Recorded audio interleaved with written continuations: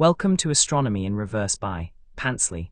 Don't forget to like this video if you enjoy and subscribe for future episodes. Please check the description for a full list of tags and the link to drop a kudos for the original author. With that out of the way, let's continue. Chapter 19, It Came from the Water. He can feel the body in his arms through the deep haze of sleep. Bucky doesn't need to open his eyes to remember. There's a weight on him, warm and heavy, but the pressure is somehow comforting. It's entirely unfamiliar, but for the first time in longer than he can remember, the lack of familiarity doesn't terrify him.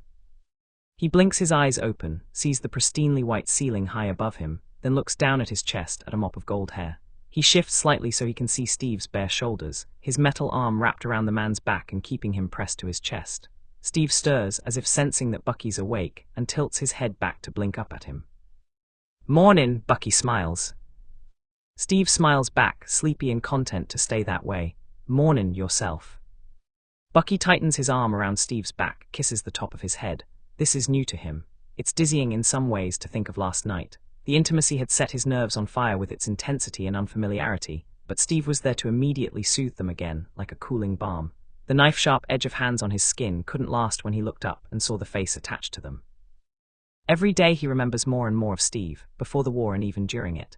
Just fragments, little flashes of the two of them at different ages throughout the years, some things understandably memorable and others confusingly mundane. He remembers sleeping next to him, sharing a bed when they were kids, sharing a tent when they were soldiers.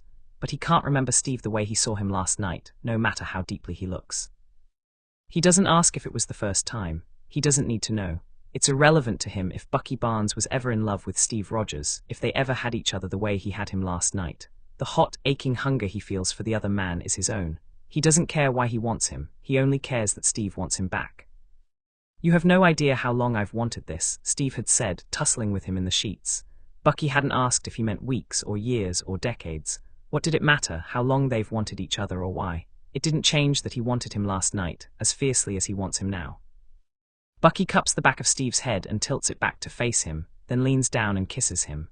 Steve kisses back lazily, then is all at once fully awake and rolling on top of him, his weight considerable but inflaming that warm, pleasurable feeling in his gut. His hands move down Steve's back slowly, tracing each hard line of muscle with the tips of his fingers until he reaches his hips. He can't help but roll his hips when he takes the swell of Steve's ass into his hands, squeezing appreciatively and making Steve laugh against his lips. "Sorry," Steve says, breaking away from the kiss and grimacing, apologetically. "Probably got morning breath." Bucky shrugs, moving his hands back up to Steve's hips as the man sits upright on top of him, straddling him. "We could continue in the shower," he suggests. Steve grins playfully down at him, running his hands along Bucky's chest and stopping at his shoulders. That's tempting. He slides down the length of his body, then collapses on top of him with his head resting against Bucky's shoulder, like a giant, muscular cat. "But I want to stay in bed with you like this for as long as possible." "When did you become such a bed potato? I remember you used to kick me awake at the crack of dawn whenever we made camp." "We're not at war now," Steve yawns. "What's a bed potato?" "It's like a couch potato, but for beds." A puff of breath tickles against his skin as Steve chuckles into his chest. "Another slang term you picked up from Peter, I'm guessing." "Or Ned, that's not even the weirdest one they've come up with. Do you know what a meme is?" "No," Steve says, then after a pregnant pause, "Do you?" "Nope, not a clue." They laugh, Bucky hugging Steve to his chest a moment longer, before sighing and letting him go. "I think I need that shower, actually." Steve kisses his shoulder, then rolls off of him, stretching his arms above his head and drawing Bucky's gaze down his chest and to the sharp, pronounced muscles in his lower abdomen. His hand twitches, wanting to reach out and touch. "Sure you don't want to join me?" "In a minute," Steve says, smiling up at him as he stretches his legs next, languidly. "Go ahead, I'm right behind you." Don't fall back asleep. Feel free to wake me up if I do." Smiling, Bucky heads for the ensuite bathroom, stopping in front of the sink to brush his teeth. His gaze trails the dark pattern of hickeys along the column of his throat, his shoulder and the deep ridges of his collarbones, seemingly beginning to fade away already, though barely. It's odd looking at himself. He knows it's ridiculous, but Stark's extravagantly expensive mirrors almost seem clearer than the ones he's used to. Better lit at the very least. He can see details in his face he's never noticed before, how badly he needs a haircut and a shave. He grabs the razor, figuring Steve won't mind, but doesn't get a chance to reach for the shaving cream before he hears Peter, anxiously calling, "Hey Steve, are you in there?" There's knocking on the door, loud and somewhat frantic. Peter's voice filters in without giving either of them a chance to reply. Dad wasn't in his room or the kitchen, and I've looked everywhere else and I'm kind of freaking out." Bucky rips open the bathroom door, just as Steve answers the one to the bedroom. Neither of them are able to get a word out before Peter continues rambling. "I went to wake him up because Mr. Stark said Mr. T'Challa's on the phone and wants to talk to us, but now I can't find him anywhere and he doesn't have Orby." "Peter!" Bucky steps forward into the kid's line of sight, cutting him off mid-word as their eyes meet. Relief floods Peter's face before he takes the whole picture in, the two of them dressed in nothing but sweatpants, the rest of their clothes strewn across the floor, the unmade bed, the splattering of dark hickeys covering Bucky and the light ones covering Steve. Steve's hair sticking up every which way like he'd just jumped out of a moving plane. Again. Peter only looks confused for a second before it clicks. Bucky sees it, the realization washing over him, barreling him over like a tsunami. He sees it because Peter's face goes redder than the Iron Man suit, and then he grabs the door out of Steve's hands and slams it closed, angrily shouting, "Oh my God, Dad, at least get dressed before you answer the door. Gross." He tries to call out an apology, but he hears Peter's retreating footsteps, loud and urgent like he's running from the closed door. He stands there, mouth open, keeping it together until Steve looks back at him helplessly, and then he's collapsing onto the edge of the bed, laughing. Steve composes himself, running a hand through his hair. "Well, if you were wondering how to tell him, I guess we've taken care of that. I think we traumatized him," Bucky says, forehead hanging in his hands. "Parenting is hard." Chuckling, Bucky peeks up at him through his fingers. "You have no idea. You sure you want to be a part of this?" Stepping forward between his legs, Steve cups his face and leans down to kiss him. Bucky runs his hands up Steve's lower back reflexively, in a way that feels almost natural, like it's instinctual to touch him. "I want to be a part of your life and I want you to be a part of mine," Steve says, his hands on either side of Bucky's face, keeping their gazes locked together. Bucky takes him by the nape of his neck and brings his face down to kiss him again. "I could be a part of you right now," he offers. Steve laughs against his lips, deepening the kiss before pulling away. "We should probably go find out what T'Challa wants first," he says regretfully. "Chances are it's important, and I think Peter said they're waiting for us." The reminder of T'Challa kills the lingering mood waking up next to Steve had caused, and Bucky merely nods and follows his lead of getting dressed. He catches Steve watching him as he pulls a borrowed pair of jeans up his legs, but the heat he feels in the pit of his stomach is muted under the thought of what could be waiting for him outside this room. Steve, as if sensing the tight coil of anxiety that's made its home in his gut, gently pulls him in by the nape of his neck and softly kisses his forehead. "It's okay," he says comfortingly. "Whatever it is, we'll get through it together." Bucky smiles at the words of comfort, but instead of soothing his anxiety, they add a layer of guilt to the tension in his body. He feels a sinking urge to see Peter, all of a sudden, remembering the tremor in his voice when he thought Bucky was missing. He should be out there comforting his son, not in here accepting that comfort from Steve. They head for the main living room once they're fully dressed and find Tony and Peter waiting for them on one of the sofas. Peter's face goes red when he looks at Steve, but Bucky can see his nervousness in the way he's holding himself, the bouncing of his legs on the floor, the anxious tapping of his fingers on his kneecap. His shoulders are hunched, and even though Bucky can tell he's still completely embarrassed by what happened a few minutes ago, he looks at Bucky imploringly when their eyes meet, that terribly familiar look he gets when he needs to hear that everything's okay. Tony's expression couldn't be further in the opposite direction. He stares at Bucky, specifically at his collar area, in stark disbelief for what feels like a full 5 seconds before he gives Steve the most unimpressed look Bucky's ever seen. He almost laughs at the sight of it, and especially when Steve's cheeks go sheepishly pink under the heat of Stark's stare, and he pointedly looks away. He doesn't know why, but the knowledge that Tony is able to reduce Steve to an expression like that with a single look completely delights him. Thankfully, Tony doesn't dish out the lecture he looks like he's serving up, instead clearing his throat and evenly saying, "Okay, T'Challa, the gang's all here." "This won't take long," T'Challa says through Friday's speakers, his voice settling all around them the way the AI's does. "I know who was responsible for the bombing in Vienna." The four of them share a look of relieved disbelief. Steve speaks first, leaning forward despite the fact that T'Challa, here in voice only. "Who was it?" "His name is Baron Zemo." A holographic screen opens in front of them, displaying the cold, emotionless face of a man Bucky doesn't recognize.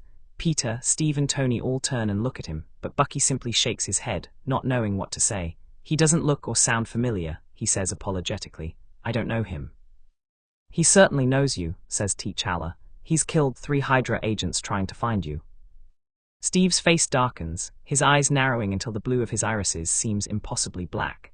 Bucky's almost unnerved to see that kind of look on Steve's face, a kind of cold fury he never thought he was capable of until this very moment. He hasn't left any witnesses, so at the moment we don't know what his goal is. It's safe to assume that he is after the Winter Soldier. That's why he used your face to bomb the UN in Vienna, in order to flush you out of hiding. T'Challa's smooth, even tone catches just slightly, almost indistinctly, the barest hint of grief bleeding into it. Used my face, Bucky asks, a sick feeling swirling in his stomach. How the hell did he do that? A mask, I confiscated it from his hotel room. A cold feeling settles under his skin. He doesn't know this Baron Zemo guy, but that doesn't mean Hydra hasn't done something to cause this kind of bloody vendetta. He tries to search the broken, fragmented flashes in his memory, something he rarely does willingly, to try and find any missing link that connects him to this no longer nameless killer who used his face to murder dozens of innocent people. But nothing comes. Even the horribly, sickeningly clear memories he can recall of his mission debriefs, and the horror that came after don't offer any solutions as to who this guy is, and why he's killing people to find him. Where is he now? Steve asks. Bucky looks over at him and is surprised by how level his voice is, considering the tight, tense anger evident in his clenched fists, the way his jaw is set. The cold rage rolling off him in waves is almost dizzying. For a second, Bucky genuinely pities this Zemo guy.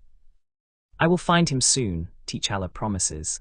Now that I know his face and his target, it's only a matter of time before I have him cornered. He will not get away with this, Captain.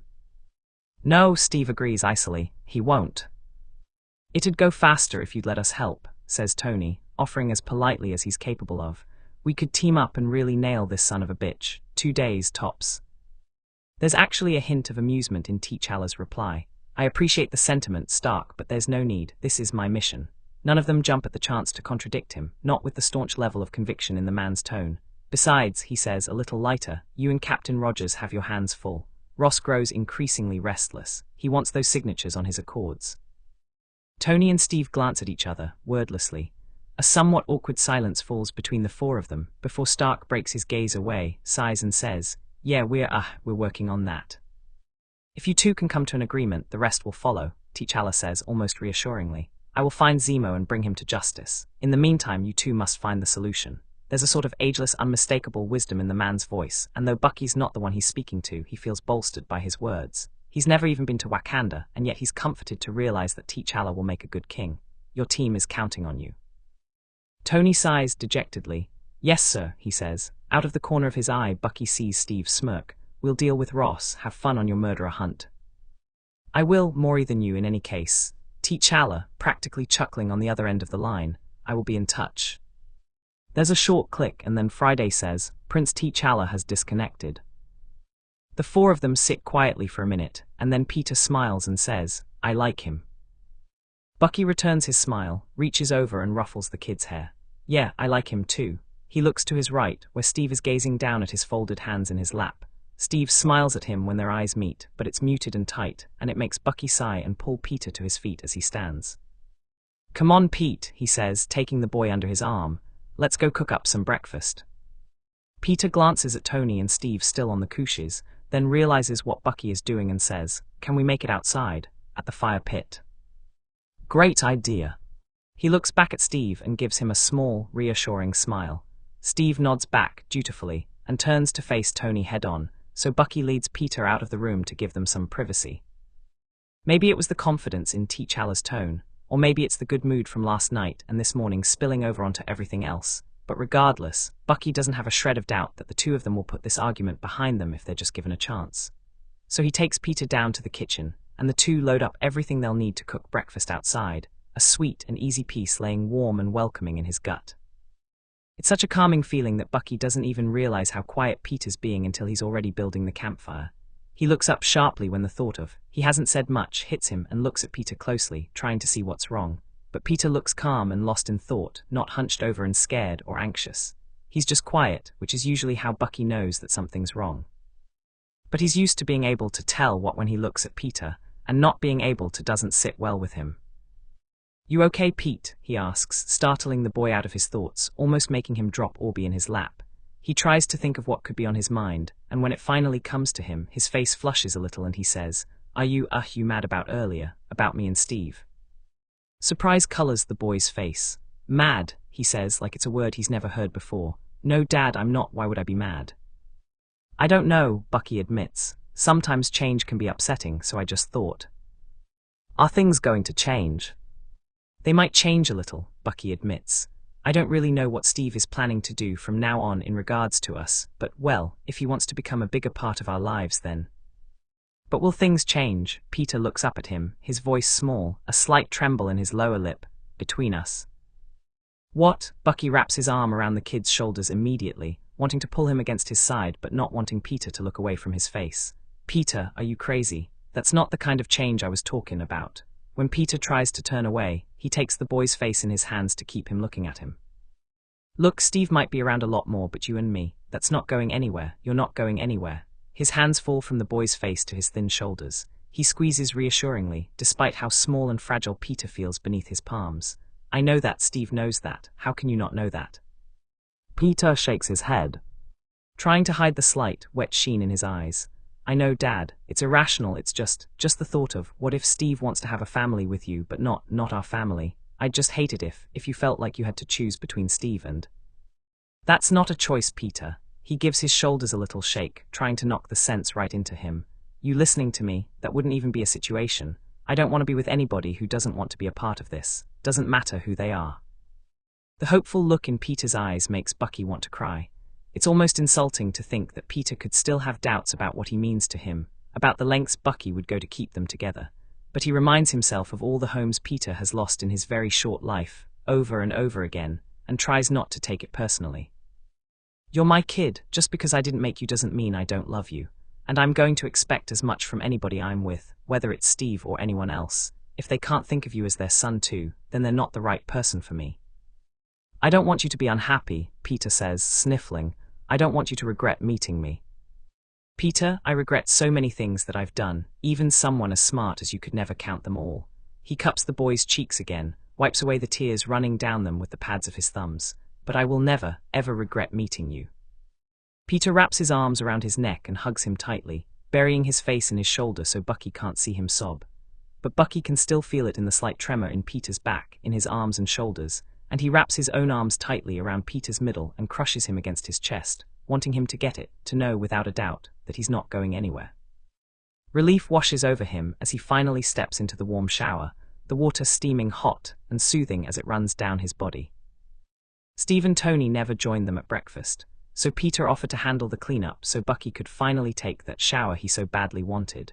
He almost sighs as he tips his head back under the warm spray, his muscles loosening from the heat and gentle pummeling of the water on his skin. It dumbfounds him that Peter could ever believe he would let someone come between them. The idea of losing Steve now hurts. Yes, the thought makes him dizzyingly nauseous when he pictures it. But if anything is capable of making him lose the feelings he's developed for the other man, since that day he showed up in their kitchen, asking Bucky to choose between him and his son, would be it. That's really the difference between him and Peter, he knows. Peter's had other families. He's had parents, he's had guardians, he's had foster siblings to take care of. He's witnessed families fall apart and people breaking their promises, and considering just how many people have come in and out of his life in even just these last few years, everything probably feels terrifyingly temporary to him, even now.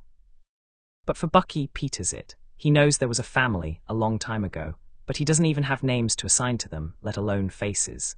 He probably used to think of Steve as family, given just how many flashes of the man's face appear in his memories, but the way he feels about him now is something entirely new. And Steve would never ask him to do such a thing. It's almost laughable, trying to imagine Steve telling him that he doesn't want to be together if Peter is in the picture.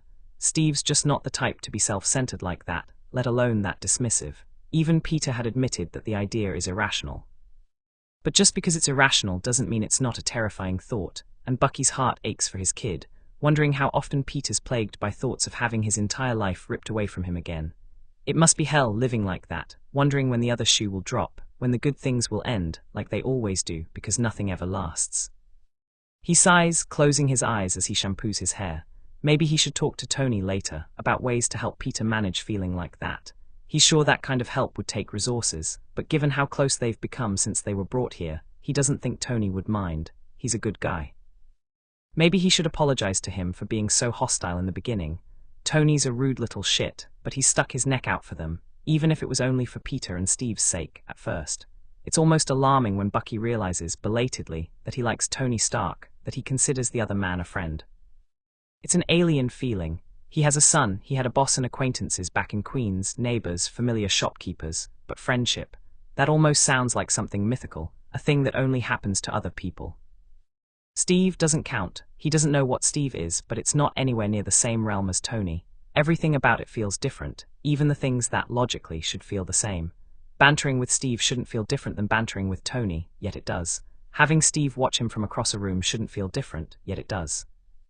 The sight of Steve engaging with Peter, showing him kindness and attention and affection, shouldn't feel different than the annoyance-turned resignation turned apathy he feels when it's Tony. But it does. It fills Bucky with an almost painful amount of tenderness when he sees Steve and Peter together, the smiles on both of their faces. His heart feels like it's ready to burst, the safest and happiest he can remember feeling in his entire life.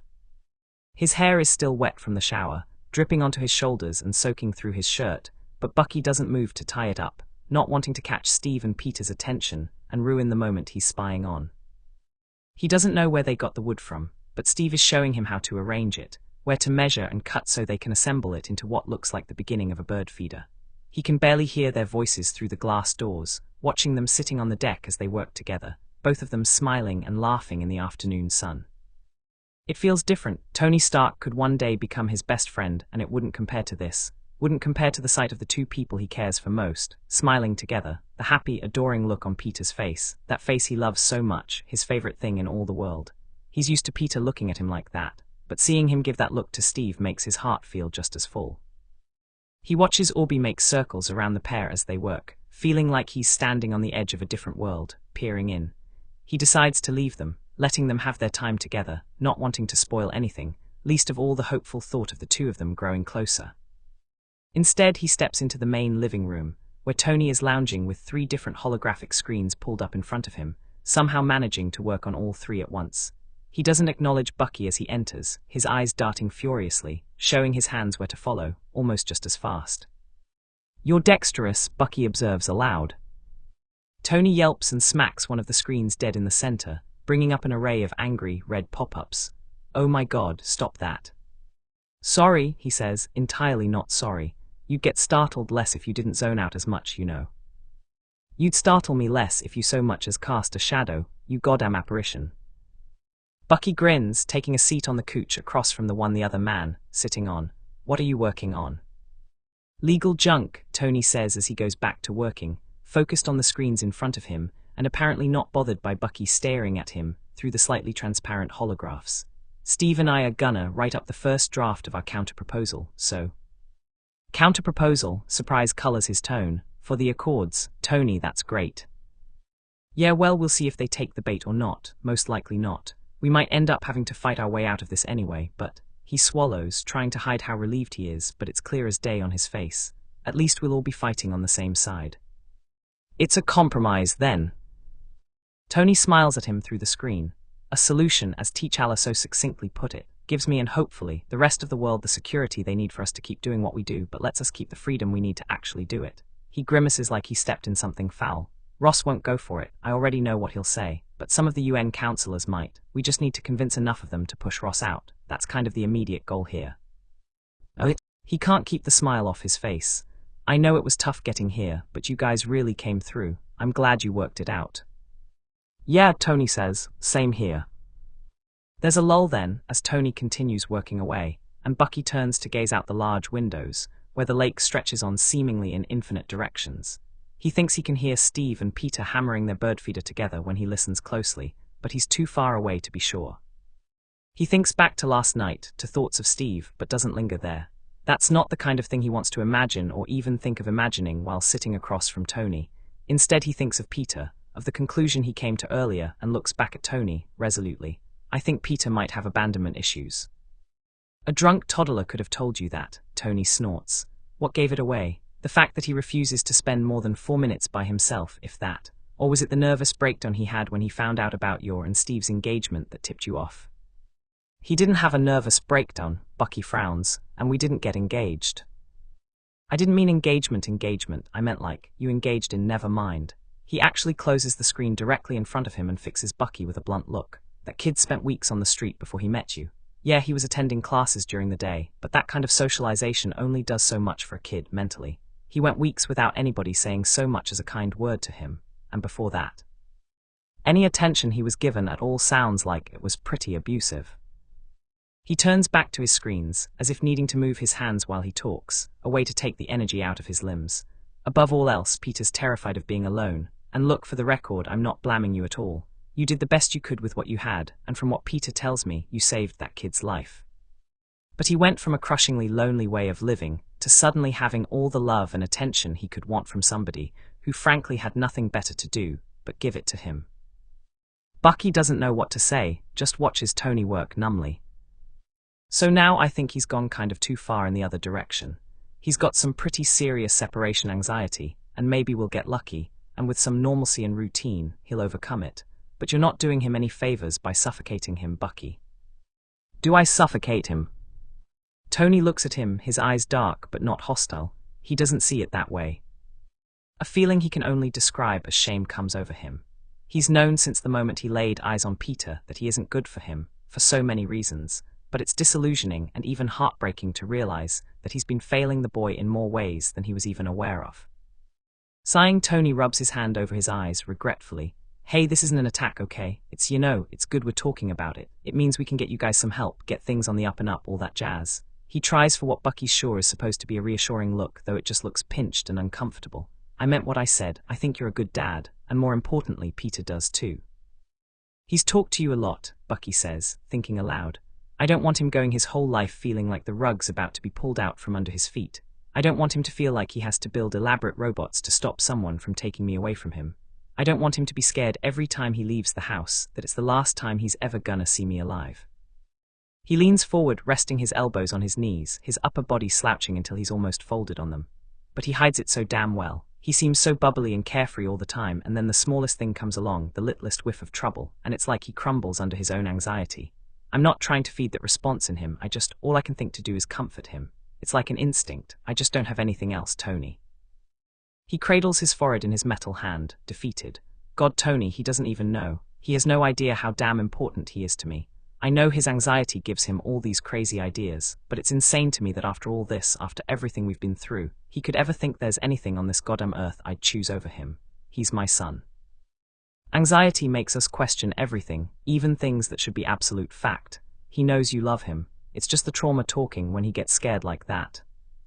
He kind of looks like he wants to reach over the coffee table and pat Bucky's shoulder or something, but instead, he mirrors Bucky's hunched-over position and offers, "It's going to get easier, Buck. You guys aren't on your own anymore. When this whole mess is over and we take you home, we can go from there. It'll be easier when you guys move into the tower. You'll both have other people around to spend time with pretty much all the time, and if we need to get a doctor's opinion, then we will. This isn't something you gotta solve all by yourself." He smiles at him, and Bucky tries his best to return it, touched by the sight. And Peter's still young, he continues. He'll start wanting to spend more time with his friends and less with his parents, and then you'll be crying on my cooch because he's giving you the cold shoulder instead of clinging to you 24/7. Bucky glares at him. "I am not crying." A teasing, shit-eating smirk is his only reply, before Tony returns to his work and Bucky returns to his window, his mind racing, his heart filled with tentative hope despite the ache. When Peter and Steve finally join them inside hours later, it's to present the beautiful, hand-painted bird feeder they assembled together for Peter's bedroom window. Peter displays it proudly when they walk in, and Bucky catches Steve's gaze and smiles at him, warmly, as Peter gives him the excited rundown of the entire building process. The four have dinner and watch TV together before bed, and Bucky can feel Steve lingering behind him as he says goodnight to Peter, the man practically vibrating on the balls of his feet. They manage to keep their hands off each other until they make it back to Steve's room, but the moment the door is shut, Steve is crowding him against it and kissing him, his hands tangling in Bucky's long hair. "God, I wanted to do this all day," he hisses, biting softly at Bucky's lip. "You have no idea how hard it is to keep my hands off you. It's like torture." "Sweet talker," Bucky jokes, hands trailing down to Steve's ass and groping it through his jeans, wanting nothing more than to pull them down. Consider this your torture lifting, he says before sucking a deep bruise into Steve's throat, his hands tightening when Steve moans, before they walk backwards to the bed and one or both of them pulls the other down eagerly. It takes 2 more days of Steve and Tony going back and forth over their counter-proposal, before they finally have a draft they're both totally happy with, and Tony adds snappishly can easily defend in court. There's no news from T'Challa regarding Zemo or his location, so reluctantly, Steve agrees to the meeting Tony sets up with Ross and the other key members of the UN Council to formally present their counter-proposal, alongside the rest of the Avengers. This is going to be a shit show, Steve sighs as he finishes folding his Captain America uniform into his bag, his face tight with displeasure. God, I wish you were coming with me. So do I, Bucky says, running a comforting hand down his back. We'll be here when you get back, and next time you have to make the trip home, all this will be over and I'll be going with you. I can't wait, Steve says earnestly, turning and pulling Bucky in for a kiss by the nape of his neck. I'll call, all right, and you'll probably see us on the news anyway. Tony says the media's all over this thing. Doesn't surprise me, Bucky grins playfully. You're something of a celebrity, Captain. Steve groans, don't start with me. Yes, sir. They share a laugh, Steve letting his forehead fall against Bucky's shoulder, like he's garnering up the strength to leave their room. Bucky simply holds him in his arms, soaking up the physical contact since he has to go without it for the next couple of days. We'll celebrate when you get back, he promises, pressing a kiss to the man's shoulder. We'll watch the season finale of Game of Thrones and watch Tony get wine drunk again. Steve laughs against his neck, sending tingling waves over his skin. That sounds great, he says as he pulls away, unenthusiastically. I'll miss you. I'll miss you too. They share a soft kiss, light and unhurried, just a gentle token of affection. Bucky follows Steve out into the entryway where Tony is waiting, sunglasses on and phone in hand, a sleepy and bed-headed Peter yawning beside him. Have a safe trip, Peter says to them, leaning against Bucky's side when standing proves to be too difficult for his sleep-addled brain. Both Tony and Steve give the kid matching, fond looks, Steve ruffling his already messy hair and Tony smirking as he says, "We will. Go get some more sleep before you fall over." "'Kay," Peter replies, eyes already closed, letting Bucky take almost all his weight. With that, the 2 men leave, and as soon as Bucky watches their car drive away, he's getting Peter over to the couches and depositing him on one of them to go back to sleep. Peter's out before his head even touches the cushion, so Bucky drapes a blanket over him and takes a seat on the adjacent armchair, watching the sun finish rising over the lake, the herons flying low over the water. It feels almost odd to be alone with Peter after these last couple of weeks of being here. The mansion felt overwhelmingly large when it was the 3 or 4 of them, but with just the 2, it's almost daunting how empty it feels. There's a deep, eerie silence that seems to descend on the house like a cloud of fog, as if the very structure of the building is suddenly noise-cancelling. Peter and Bucky keep busy as they pass the time waiting for T'Challa to call or Steve and Tony to come back.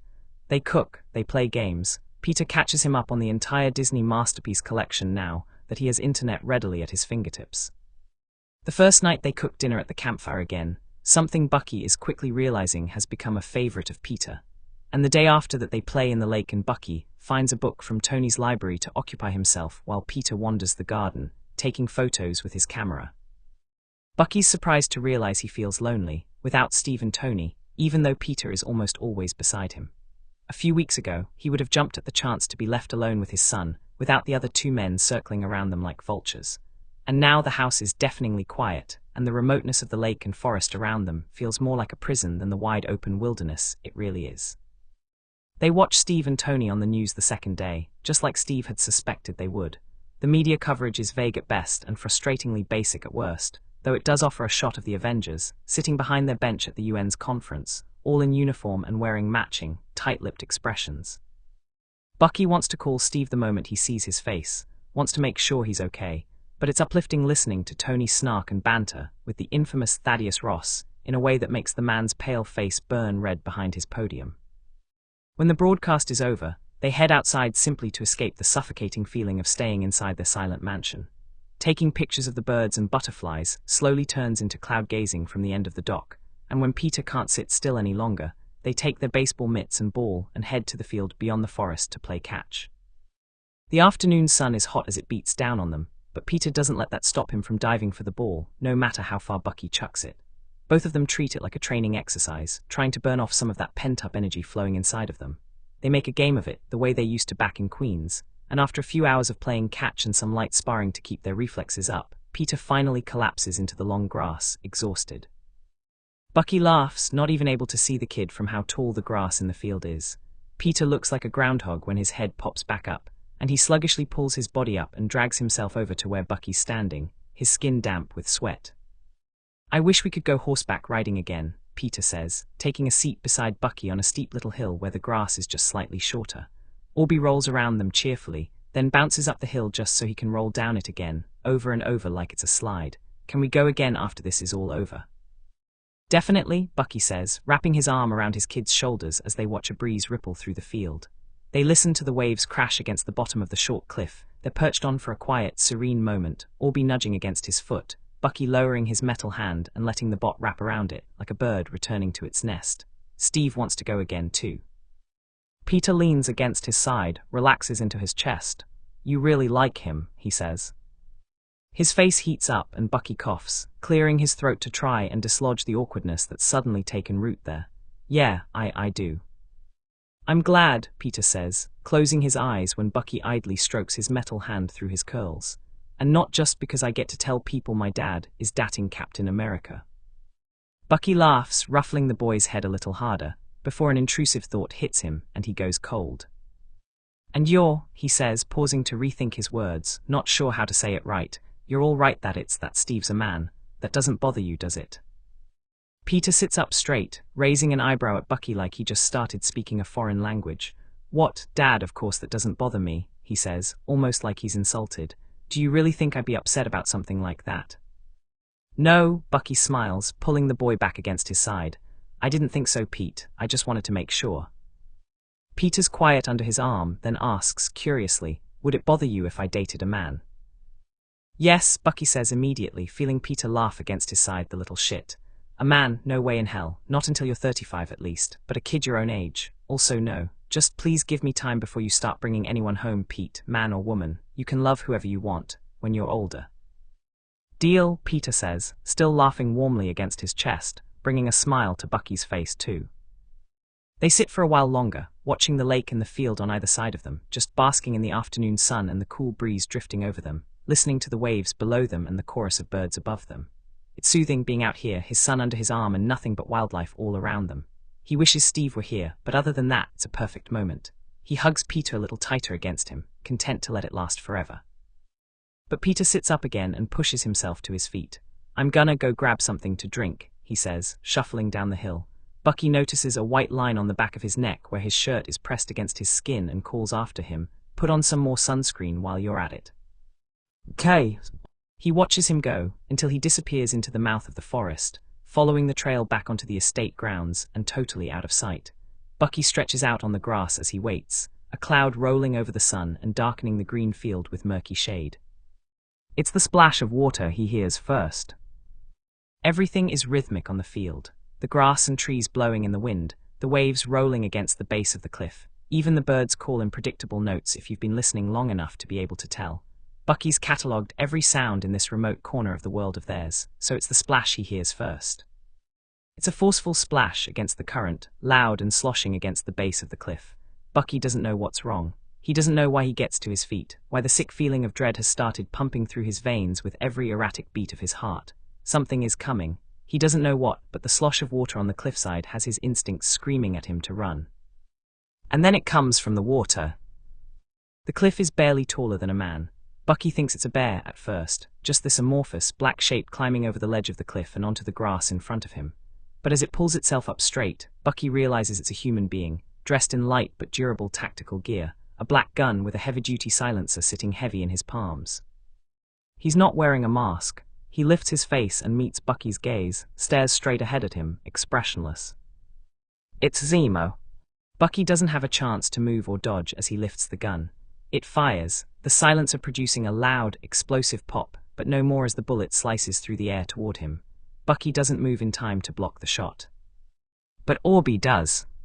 It stuns him, both of them, judging by the look on Zemo's face, when his hand swipes in front of him easily, knocking the bullet away with a sharp, metallic clink. They stare at each for a moment, the gun still raised, before Zemo scowls and starts to pull something from the pocket of his vest.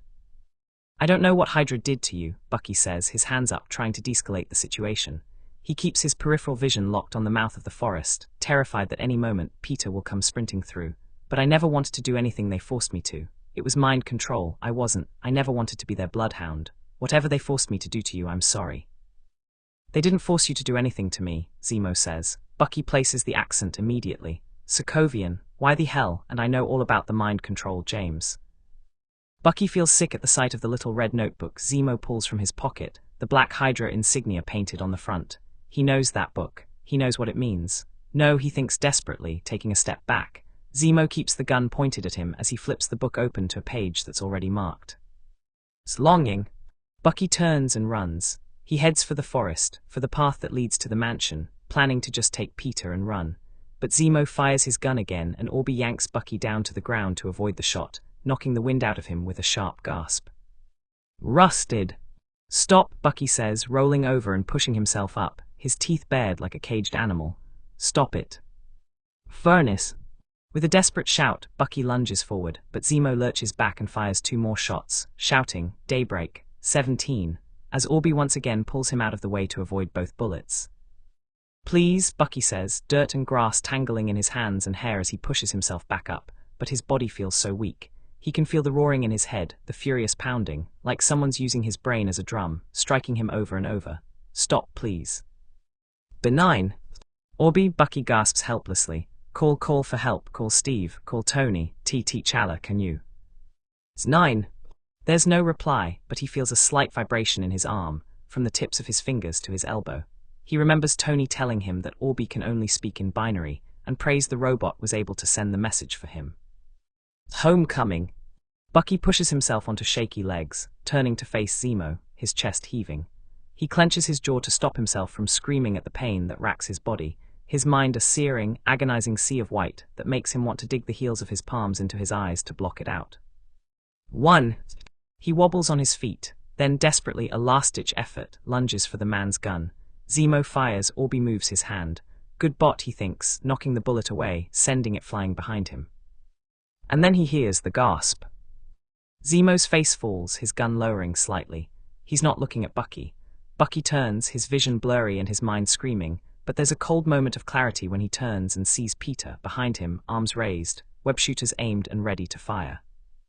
But his face is all wrong, almost blank, his eyes are wide but not in fear. Red soaks into the dark blue material of Peter's shirt, soaking his entire stomach. And then Bucky's screaming. He runs, doesn't make it in time before Peter hits the ground. Peter gasps for breath, his hands tightly fisted in the blood-soaked cotton of his shirt, a desperate, fearful whine leaving his lips as everything starts turning red, his hands, his clothes, the grass he's lying on. Peter, Bucky says, broken and frantic, pulling Peter into his arms, flinching when he cries out in pain. Oh God, no, Peter, let me see. His head is pounding, he can't think, and there's no time. There's so much blood, it's too much. This is too much blood. Move your hands, I've got you, let me see. Peter sobs loudly as Bucky tries to lift him. He's tense with pain and fear in his arms, but all Bucky can focus on is that red. He presses his hand to the wound, but it's gone through. There's an exit wound. It's bleeding too much, he has to stop it now. Bucky wraps his arms tightly around the boy, sobbing at the scream of pain that leaves Peter's lips. "Dad," he sobs, teeth clenching around a desperate whine, as Bucky tries to cover both his wounds to stem the blood. And then there's an exhale, the smallest, weakest breath. Bucky doesn't even think he would have heard it if he didn't have Peter's face pressed against his bicep, cradled in his arms. He looks up at the boy's face, but Peter's eyes are closed. His limbs go loose. He slumps like dead weight in his lap. "Peter," Bucky says urgently, he needs to wake him up. He can't sleep right now, they have to stop the bleeding. "Peter, kiddo, wake up, come on." He cups the boy's face with his left hand, tries to gently shake him awake. Peter doesn't move, but that's not what makes Bucky scream. His fingertips brush against the boy's throat as he holds his head up, and through the metal of his hand, he feels it. There's no pulse. No. Bucky lowers his head to the boy's chest, hugs him so tightly he can feel his bones creak from the pressure. The side of his face presses hard against his chest, and then Bucky's sobbing, open and guttural, and so loud it makes his own ears ring. There's no heartbeat. He hears himself begging, echoing off the empty field and the empty lake and the empty world all around him. No, don't do this to me, Peter, don't do this. He can't breathe. He can't feel anything but the lifeless weight in his arms. Please, please don't do this to me, Peter. God, please no. A shadow falls over them, Zemo standing behind him and blocking out the sun. He almost sounds remorseful. Freight car. And everything goes white.